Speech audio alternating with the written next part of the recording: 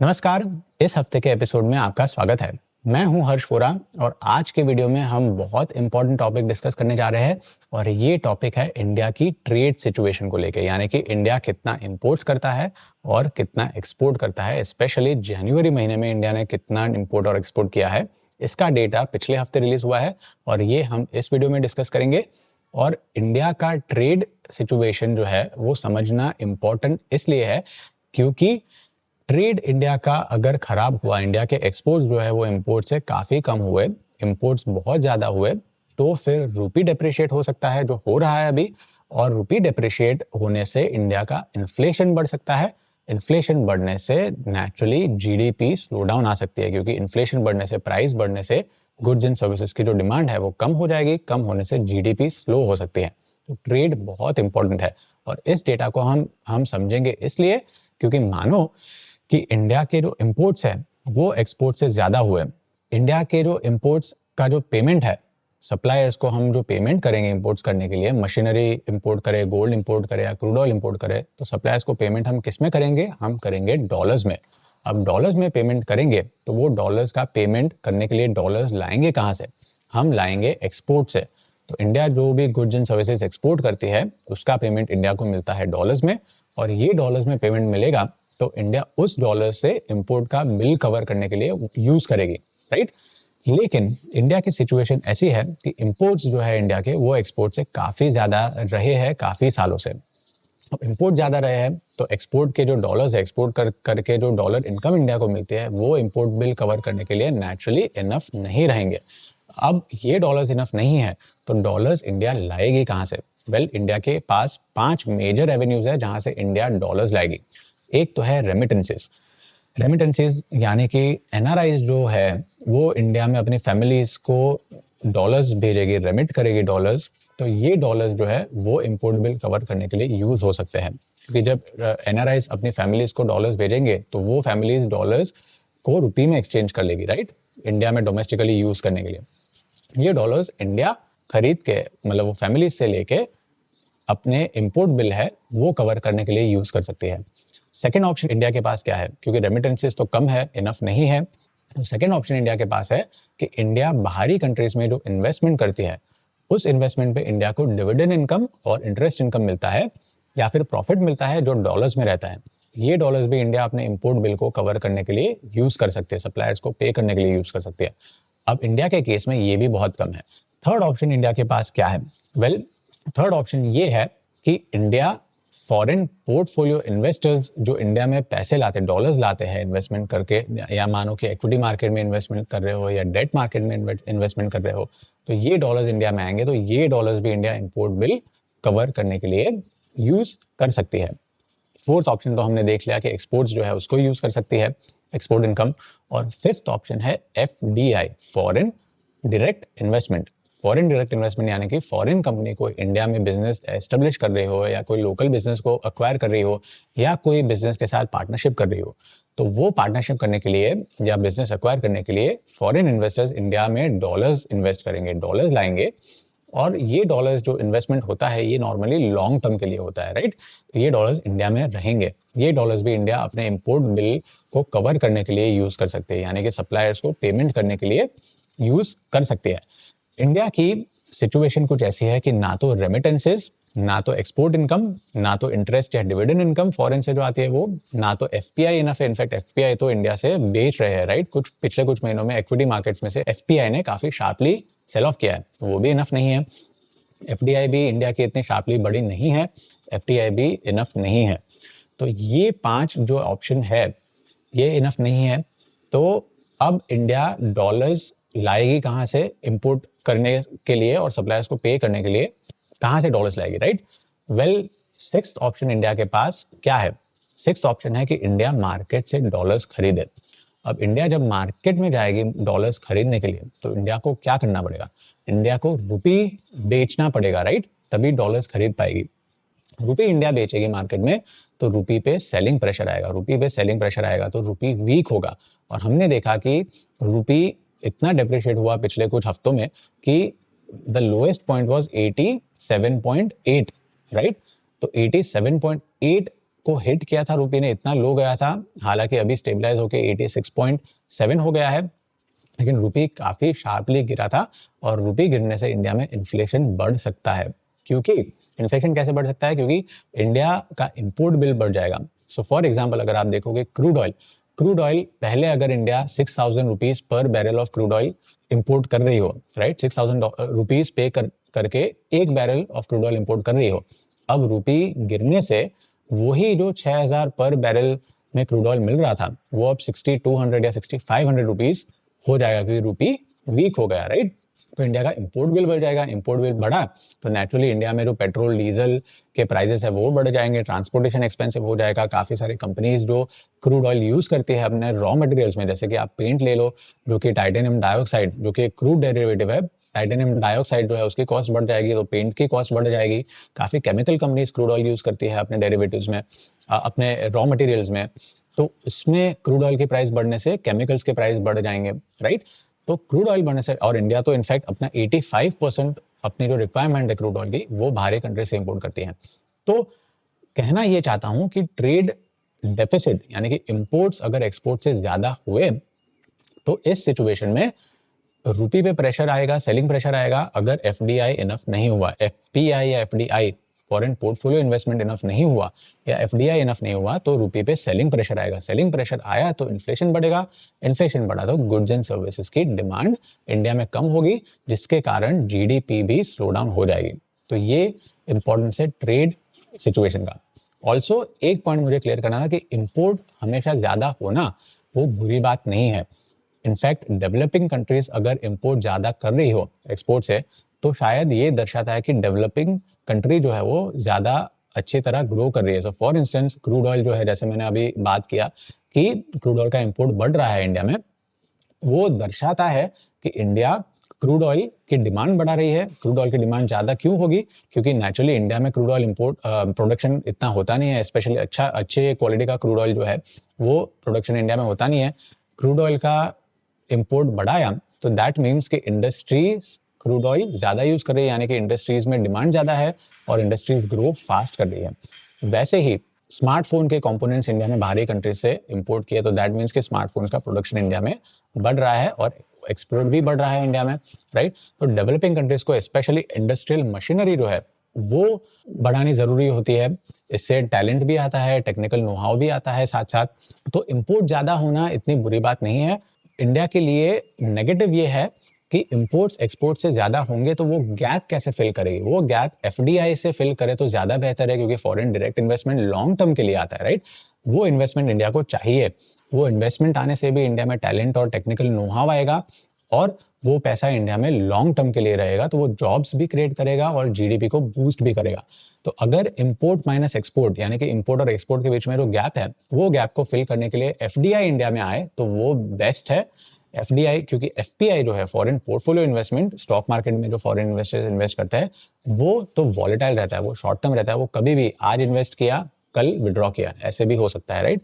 FPI इतना desirable नहीं है, हालांकि वो लिक्विडिटी प्रोवाइड करता है, तो उस तरह से एफपीआई बुरा भी नहीं है, लेकिन हमें एफडीआई चाहिए। तो वो अगर नहीं हो रहा देन इंपोर्ट्स ज्यादा होना एक्सपोर्ट से वो एक चिंता की बात है, राइट। तो चलिए अब चलते हैं ट्रेड के डेटा को डिस्कस करते हैं। इंपोर्ट्स इंडिया का जनवरी महीने में कितना रहा और एक्सपोर्ट कितना रहा, ये डेटा पिछले हफ्ते रिलीज हुआ। यहाँ पे अगर आप देखो तो मर्चेंडाइज जो है, मर्चेंडाइज का एक्सपोर्ट जनवरी महीने में ऑलमोस्ट 2.4% से कम हुआ, यानी कि गिरा है, राइट। अब ये क्यों गिरा है, कौन सी कमोडिटीज में गिरा है, ये हम इस वीडियो में और आगे जाके डिस्कस करेंगे। लेकिन मर्चेंडाइज यानी कि गुड्स का एक्सपोर्ट जनवरी महीने में 2.4% से गिरा है। मर्चेंडाइज का इंपोर्ट जो है, गुड्स का इंपोर्ट, वो जनवरी महीने में 10.3% से बढ़ा है, राइट। तो यानी कि मर्चेंडाइज गुड्स में इंडिया ट्रेड डेफिसिट में चल रहा है। सर्विसेज की बात करें तो सर्विसेज के एक्सपोर्ट्स इंडिया के जो है वो 24% से बढ़े हैं, सर्विसेज का इंपोर्ट 23% से बढ़े हैं। तो सर्विसेज में तो इंडिया का सरप्लस चल रहा है और इनफैक्ट पिछले काफी सालों से इंडिया सर्विसेज में सरप्लस में ही है और सर्विसेज में सरप्लस में है, इसीलिए इंडिया का ट्रेड डेफिसिट भी जो है वो थोड़ा सा कंट्रोल में रहा है। ये ट्रेड डेफिसिट को स्टेबलाइज करता है। और टोटल ट्रेड डेफिसिट की अगर हम बात करें तो जनवरी 2025 में इंडिया का डेफिसिट ऑलमोस्ट $3 बिलियन जितना रहा है, जो जनवरी 24 में सिर्फ $0.4 बिलियन जितना था। तो ट्रेड डेफिसिट इंडिया का बड़ा है, राइट। अब कमोडिटीज में कौन से कमोडिटीज में हमने एक्सपोर्ट ज्यादा किया है उसकी बात करें तो एक्सपोर्ट्स में बहुत सारे कमोडिटीज है, लेकिन मेजर कमोडिटीज कौन सी है? वेल, मेजर कमोडिटीज है एक तो जेम्स एंड ज्वेलरी, राइट। तो इंडिया काफी सारे फिनिश्ड ज्वेलरी जो है उसको एक्सपोर्ट करती है। कट जेमस्टोन्स है या फिर डायमंड है उसको भी एक्सपोर्ट करता है।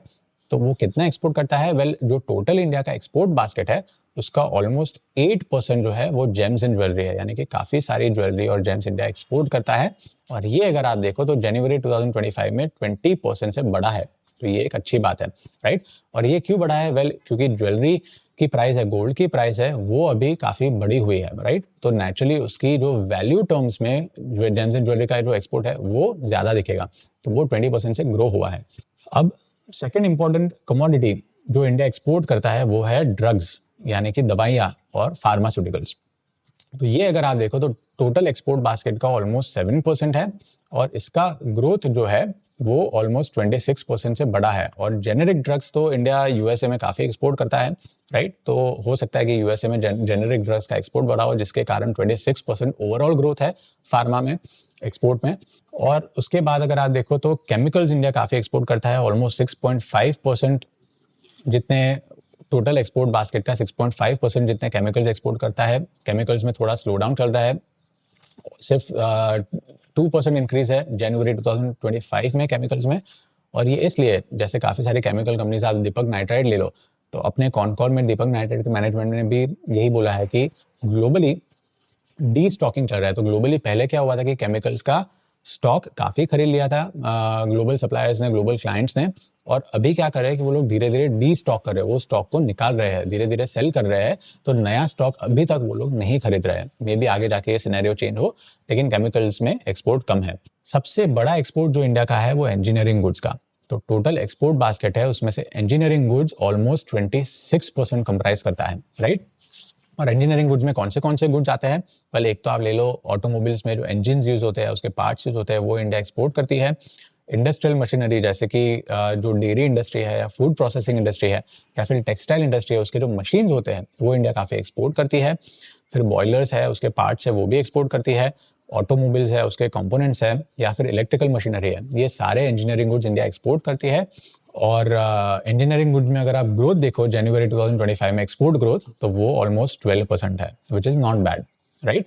और उसके बाद इलेक्ट्रॉनिक गुड्स है, जैसे कि मोबाइल फ़ोन्स हो गए, स्मार्टफोन्स हो गए, टेलीकॉम इक्विपमेंट हो गई। स्मार्टफोन्स में आईफोन ले लो, आईफोन का काफ़ी सारा एक्सपोर्ट इंडिया से बढ़ा है। टेलीकॉम इक्विपमेंट बढ़ गया है। कंप्यूटर हार्डवेयर एंड एक्सेसरीज है, या फिर कंज्यूमर इलेक्ट्रॉनिक्स है, जैसे कि टीवीज़ ले लो आप, एलईडी टीवी या ओएलईडी टीवी ले लो, ऑडियो इक्विपमेंट ले लो। ये सारी चीज़ों का इंडिया एक्सपोर्ट करती है, ये सारे इलेक्ट्रॉनिक गुड्स के अंडर में पड़ते हैं। और टोटल जो इंडिया का एक्सपोर्ट बास्केट है उसका ऑलमोस्ट 11% जो है वो इलेक्ट्रॉनिक गुड्स का है, राइट। इलेक्ट्रॉनिक गुड्स का जो एक्सपोर्ट है वो ऑलमोस्ट 86% से बढ़ा है। ये बहुत पॉजिटिव चीज़ है। ये क्यों बढ़ा है? वेल, FY24 में आप ले लो तो ऑलमोस्ट $14 बिलियन जितने तो मोबाइल फोन्स और स्मार्टफोन्स इंडिया ने एक्सपोर्ट किए थे, जिसमें से $10 बिलियन जितने तो सिर्फ आईफोन थे। तो इंडिया का क्या करते हैं कि फॉरेन कंट्रीज से, स्पेशली चाइना से, स्मार्टफोन, मोबाइल्स और मोबाइल फोन्स के कंपोनेंट्स जो है, पार्ट्स है, वो इंपोर्ट करती है। उन पार्ट्स को असेंबल करके इंडिया फोन्स बना के फिनिश्ड फोन्स जो है, स्मार्टफोन्स या आईफोन्स है, उनको एक्सपोर्ट करती है। FY24 में ये था, FY25 में भी यही ट्रेंड कंटिन्यू कर रहा है, राइट। ये बहुत अच्छी बात है। और इसके अलावा अगर आप देखो तो इंडिया पेट्रोलियम प्रोडक्ट्स भी काफ़ी एक्सपोर्ट करती है। ऑलमोस्ट पूरे एक्सपोर्ट बास्केट का 10% जो है वो पेट्रोलियम प्रोडक्ट्स का एक्सपोर्ट है। और पेट्रोलियम प्रोडक्ट्स में आप देखो तो रिफाइंड फ्यूल्स इंडिया ज़्यादा एक्सपोर्ट करती है, जैसे कि पेट्रोल ले लो, डीजल ले लो, या एलपीजी ले लो, नाफ्था ले लो। ये सारी चीज़ इंडिया एक्सपोर्ट करती है। क्रूड ऑयल इंपोर्ट करती है, उसको रिफाइन करके एक्सपोर्ट करती है। और इसका जो कंट्रीब्यूशन है, इसका जो ग्रोथ है वो -58% है। तो पेट्रोलियम प्रोडक्ट्स का ग्रोथ काफ़ी गिरा है जनवरी 2025 में। और इसके बाद अगर हम देखें तो इम्पोर्ट्स कौन सी कमोडिटीज इंडिया करती है? वेल, आप मेजरली देखो तो अगेन पेट्रोलियम प्रोडक्ट्स जो है उसके इंपोर्ट काफ़ी ज़्यादा है। पेट्रोलियम प्रोडक्ट्स के इनफैक्ट पूरे हमारा जो इंपोर्ट बास्केट है उसका 23% जो है वो तो पेट्रोलियम प्रोडक्ट्स का इंपोर्ट है, राइट। और वो आप देखो तो 10% से गिरा है। अब इसका मतलब है कि क्रूड ऑयल इंडिया ने कम इंपोर्ट किया है जनवरी में। अब ये हमें अच्छा लगेगा क्योंकि क्रूड ऑयल इंपोर्ट कम हुआ है तो नेचुरली हमारा ट्रेड डेफिसिट, हमें तो चाहिए कि क्रूड ऑयल कम इंपोर्ट करे ताकि ट्रेड डेफिसिट जो है वो कम हो। लेकिन ये अच्छी बात इसलिए नहीं हो सकती शायद क्योंकि क्रूड ऑयल कम, इंडिया में तो क्रूड ऑयल का प्रोडक्शन इतना नहीं होता क्योंकि अच्छी क्वालिटी का क्रूड ऑयल जो है वो बाहरी कंट्रीज से आता है। अब इंडिया में इतना प्रोडक्शन नहीं होता और इसके बावजूद बाहरी कंट्री से क्रूड ऑयल कम इंपोर्ट करना, ये शायद इसका प्रतीक हो कि इंडस्ट्रीज में स्लो डाउन चल रहा है, राइट? क्योंकि इंडस्ट्रीज काफी सारा क्रूड ऑयल यूज करते हैं, स्पेशली रिफाइंड में डीजल काफी सारा यूज करती है। और अगर आप जनवरी में पेट्रोलियम कंजम्पशन का डेटा देखो जो रिलीज करता है petroleum products analysis cell, right, ये रिलीज करता है, और आप जनवरी में देखो तो पेट्रोलियम में पेट्रोल का जो ग्रोथ है वो 7% रहा है जनवरी 2025 में, जो कि दिसंबर में 11% से ग्रो हुआ था। और डीजल आप देखो तो दिसंबर में 6% से ग्रो हुआ था, जो कि जनवरी में 4% से ग्रो हुआ। तो इतना शार्पली ग्रो नहीं हो रहा है पेट्रोलियम का कंजम्पशन भी। तो क्रूड ऑयल का कंजम्पशन जो है वो लो होना, क्रूड ऑयल का जो इंपोर्ट है वो लो होना, वो शायद इतनी पॉजिटिव चीज नहीं है। अब आप याद करो कि ऑटो सेक्टर का डेटा हमने पिछले हफ्ते डिस्कस किया था, राइट? ऑटो सेक्टर में अगर आप देखो तो मीडियम कमर्शियल व्हीकल सेल्स जो है वो 24%, 25% से बढ़े थे, और कंस्ट्रक्शन व्हीकल्स का सेल्स ऑलमोस्ट 15% से बढ़ा था, राइट? तो ये पॉजिटिव चीज है, ये शायद ये दर्शाता है कि इंडस्ट्रीज में पिकअप हो। तो ये कॉन्फ्लिक्टिंग डेटा क्यों है? एक बाजू आप देखो तो मीडियम कमर्शियल व्हीकल सेल्स बढ़े जनवरी में, कंस्ट्रक्शन व्हीकल्स का सेल्स भी बढ़ा जनवरी में, लेकिन हमने ये भी देखा कि पेट्रोलियम का कंजम्पशन जो है वो स्लोली ग्रो हो रहा है, इतना शार्पली ग्रो नहीं हो रहा है जितना sharply auto mobiles, specially construction vehicles और मीडियम कमर्शियल व्हीकल्स का सेल्स बढ़ा, राइट? तो पेट्रोलियम कंजम्पशन स्लो हो रहा है, ऑयल का इंपोर्ट भी कम हो रहा है, लेकिन ऑटो सेल्स बढ़े हैं। तो हम कैसे इंटरप्रेट करें?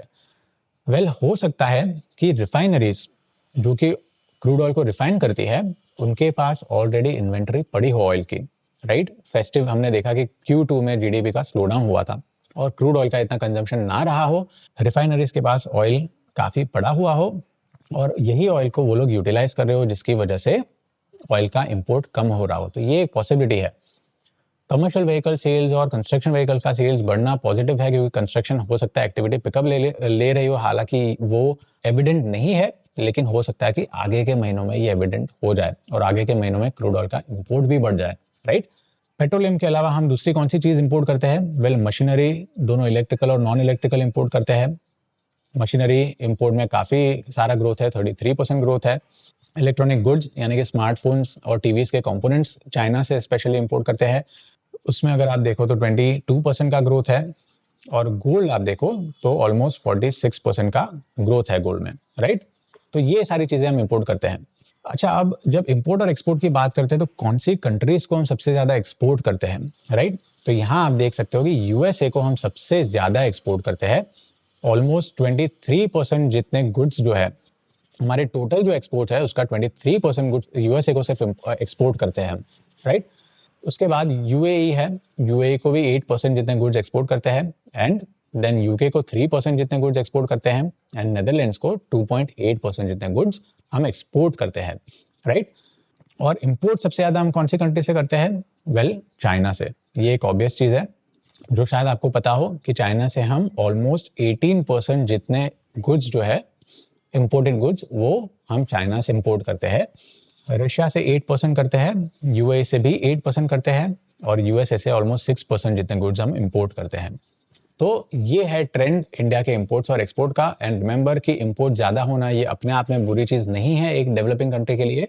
बुरी चीज ये हो सकती है कि एफडीआई जो है, फॉरेन डायरेक्ट इन्वेस्टमेंट का जो फ्लोज है यानी कि डॉलर इनफ्लो है उनका, वो कम होना, वो ज्यादा हो तो हम इंपोर्ट का बिल फंड कर पाएंगे डॉलर्स का। अदरवाइज हमें डॉलर्स जो है वो मार्केट से खरीदने पड़ेंगे, मार्केट से खरीदेंगे तो रुपी बेचेंगे तो रुपी पे सेलिंग प्रेशर आएगा, इससे इन्फ्लेशन बढ़ेगा तो जीडीपी स्लो डाउन होगा। ये चीज याद रखना जरूरी है। ये हो गई इंडिया के ट्रेड डेटा की बात। आई होप ये इंसाइटफुल रहा हो आपके लिए। मिलेंगे हम अगले हफ्ते ऐसे ही इंसाइटफुल डिस्कशन के साथ। तब तक के लिए हैव अ गुड वीक।